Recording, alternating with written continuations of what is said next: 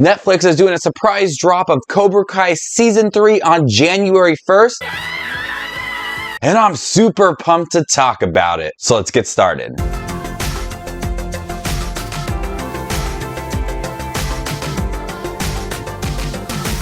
Johnny and Daniel join forces in Season 3 to fight against a common enemy, Kreese, after the all-out school fight to protect their students. Welcome back everybody to my channel. If you guys love to watch movies and Netflix, and of course Cobra Kai, you guys are in the right spot. Make sure to hit that subscribe button down below. Click that bell notification for more up-and-coming videos. Cobra Kai Season 3 hits Netflix on January 1st, and I can say that this is a bingeable series. It's true.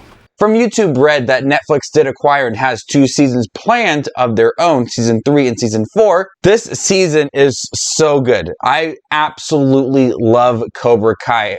I think 80s movies should take a note on this series if they ever want to do a reboot of their movie. This picks up after the end of the second season. Spoiler for anybody who has not seen the second season, with that all-out fight with Tori and Samantha and Diaz and Hawk and Robbie, everybody in the school fighting each other. Epic way to end second season, by the way.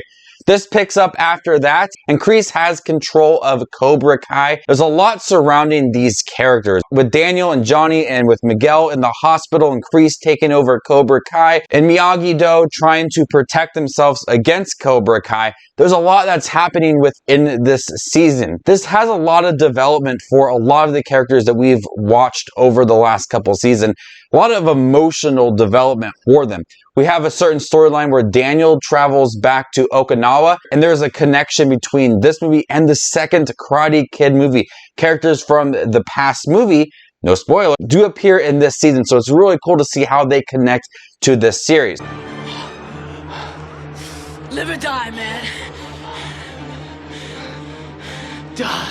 We have Johnny, who is trying to deal with the fact that Miguel is in the hospital and Robbie was the one responsible for all of that. So he's trying to juggle everything while also trying to keep himself safe. We have Kreese, who's taken over Cobra Kai, and surprisingly, there's a lot of flashbacks to when he entered the war in Vietnam and how he was kind of trained, and his officer kind of sculpting him, and that's how he is today. Not saying the fact that he beats up kids is the right way to go, but we learn a little more about him and the emotional moments behind all of that. We have a lot of the students who are evolving as well. We have Tori and Samantha. That tension is heavy within this series. And Tori, we do learn a lot about her character too, and what's happening with her mother and her life. And Samantha feels all this anxiety around Tori, and there's that tension throughout. And we also have Hawk, who has quickly became a character reminiscent of the early days of Cobra Kai from the first movie and the Karate Kid. He is a character that has come very confident in himself, but also a character that's highly unpredictable. He goes to the extreme when he tries to show that Cobra Kai is the best. There's certain moments in here where he just goes all out on Miyagi-Do, and he feels like a large threat to most of Miyagi-Do. So Hawk has become a character that I think is a little bit unpredictable. I still like him. I feel like there's moments of him that I do appreciate, but overall he's a character that you hate, but you also really like him as well. And one of the biggest moments in here we see in the trailer is that Johnny and Daniel do team up against Kreese, and when they are together, it's not perfect because of their past relationship, what happens in the first couple seasons and what happens in the movie. It's not going to be perfect, but you can tell that they have this chemistry and they have this common understanding, and it does work.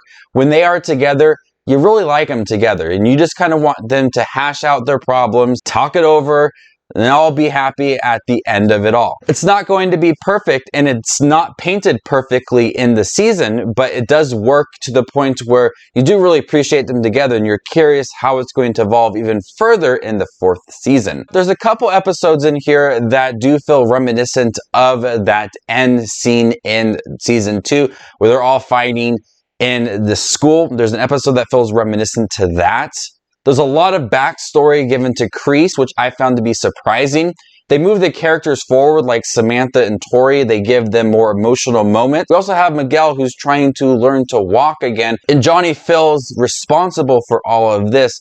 And him rebuilding himself up once again was a highlight of the series. And he's become a character that I really do like. And you really feel that he's good with Samantha in the series. And we do explore a lot of them together. Cobra Kai is such a bingeable series. Before I got the screener for season 3, I wanted to watch season 2 again. I watched it in one day. It's that easy of a series to watch and really get captivated by all of it. The fight sequences are filmed so well. They're so intense. And the storyline I find very interesting. Between Cobra Kai and Miyagi-Do, I love that conflict and the tension between them. It's all explored in a way that's moving these characters forward, giving them a lot of development and characteristics that you really like them, but you also really like the action sequences. And I'm actually surprised to see how the season connected to the previous Karate Kid movies from the first one and the second one. Their characters becoming their own, realizing a lot of things about themselves, and I love that journey. I'm curious to see if they ever bring back Hilary Swank in one of the seasons, since she did know Mr. Miyagi.